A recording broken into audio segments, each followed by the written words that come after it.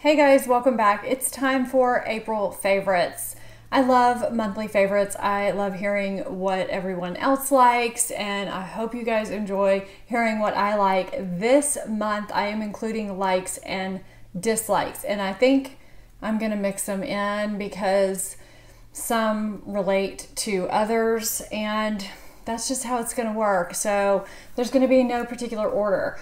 My first item is not beauty related. You guys know sometimes I like to throw non-beauty related lifestyle things in here, and if you're new to my channel, I do like to do that. So my first is my Kindle Paperwhite. If you don't have an e-reader, I recommend the Kindle Paperwhite, or if you're wanting to upgrade, I love this thing. I had the old Kindle with the keyboard, and I can't remember when I got this. It might have been a couple of years ago or a year ago, because we were in the car coming back from somewhere at night and I wanted to read and I couldn't because the keyboard didn't have a light. And I like this one because while it's lit, it's not backlit like a computer screen or the Kindle Fire, so it's not hard on your eyes and it doesn't cause eye strain at all. And plus you can actually read it when you're, say, at the beach, because there's no glare. Why am I using beach? You know, when you're out in the sun, you don't have to be at the beach. You can just be outside on your porch or wherever. You can turn the light all the way down and it looks just like a book, just like book pages. And you can turn it all the way up. And then if you turn it all the way up, it's got this soft glow instead of a harsh light. And it's just nice and easy, and you can adjust the font to be smaller or bigger. I've just really loved this. It is great to travel with because you can put numerous amount of books on it. It's lightweight, it's small. It is just my favorite thing. I've got all kinds of books in my Amazon queue. I love this thing. And it's something that I use all the time, and I kind of take it for granted, and I thought, I gotta bring this up to you guys. If you don't have one, I do recommend it. And I just realized I've coordinated myself with my Kindle Paperwhite today. It was completely unintentional. If you guys have been following my channel for 2 or 3 weeks, you probably know this next item is gonna be in here. It's Jo Malone Peony and Blush Suede.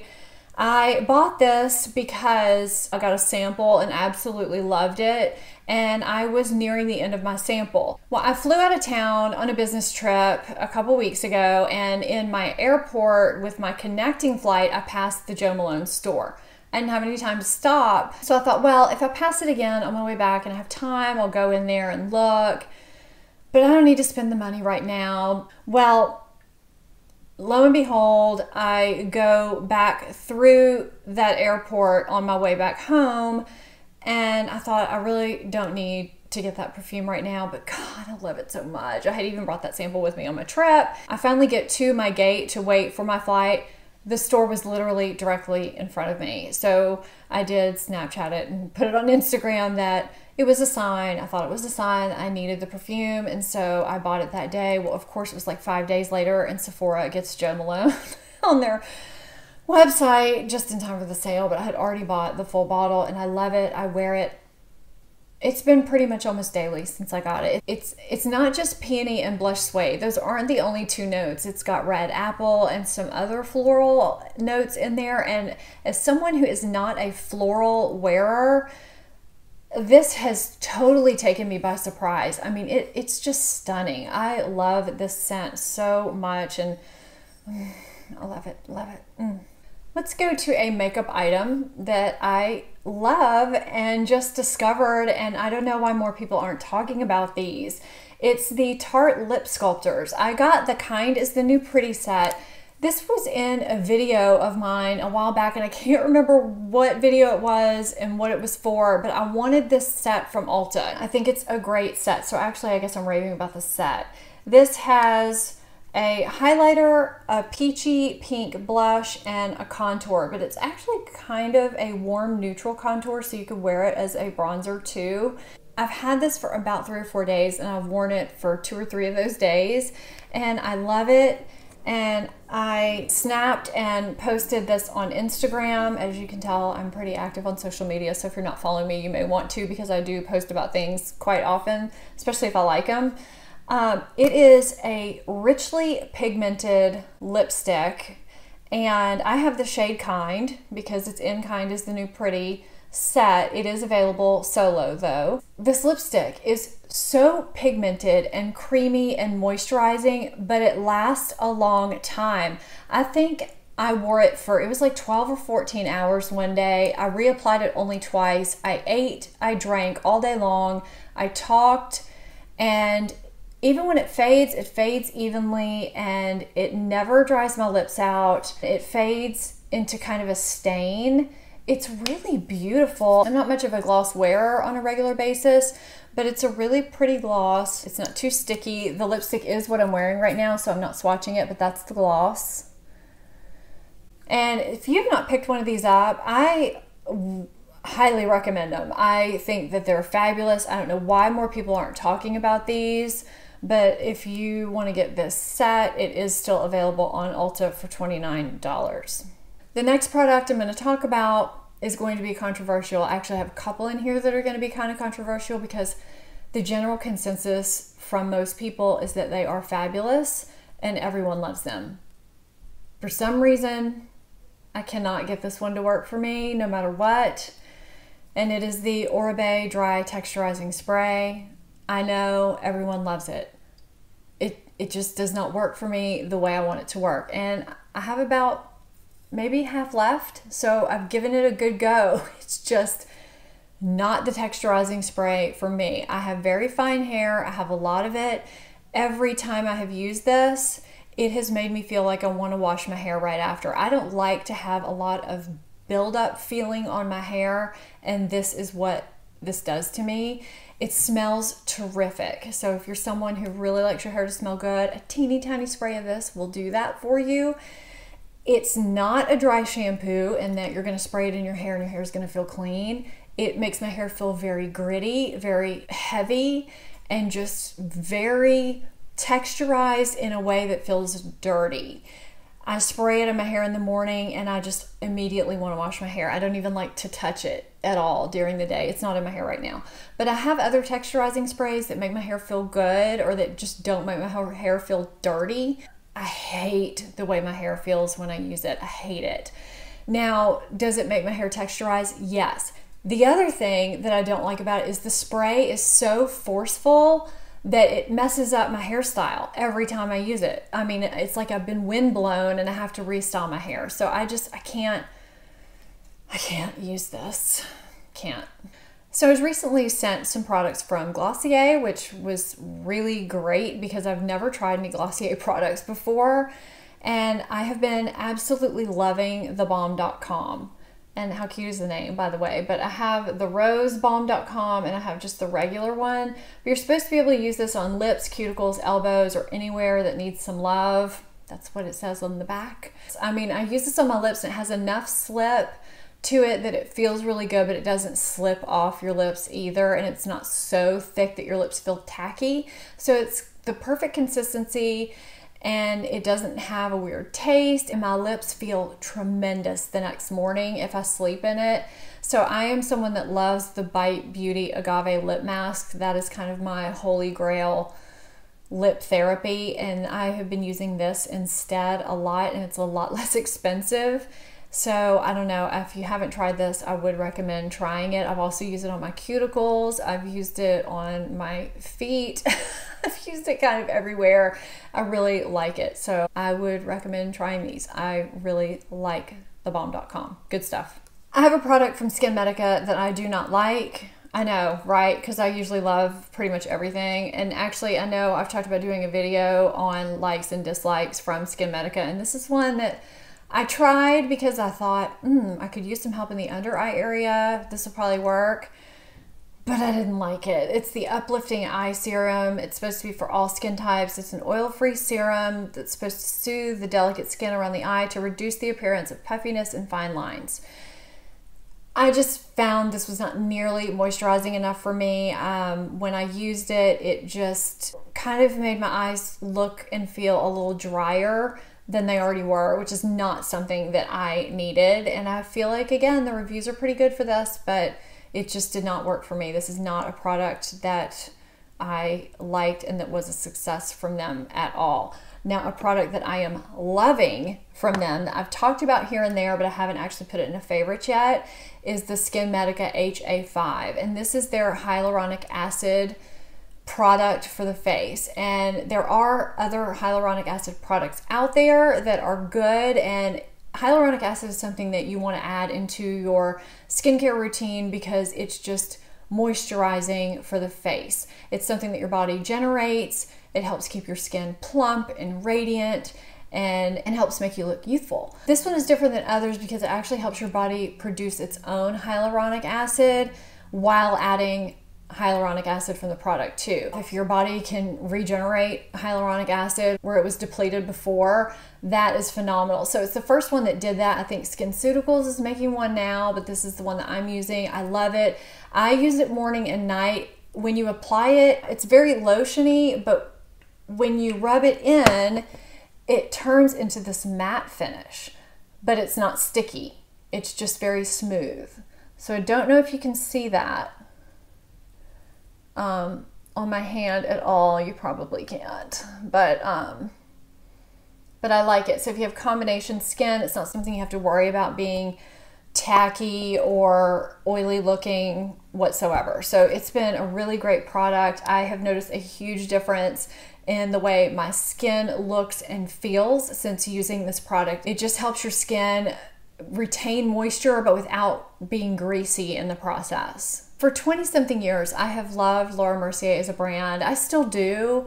And I know everyone has raved about the caviar sticks, and I got the one in rose gold to try. And I've been using it for a while now, and I keep trying to love it, and it's just not happening for me. And I don't know if I'm spoiled by my Armani eye tints, but you know, this is the rose gold, and it looks pretty enough.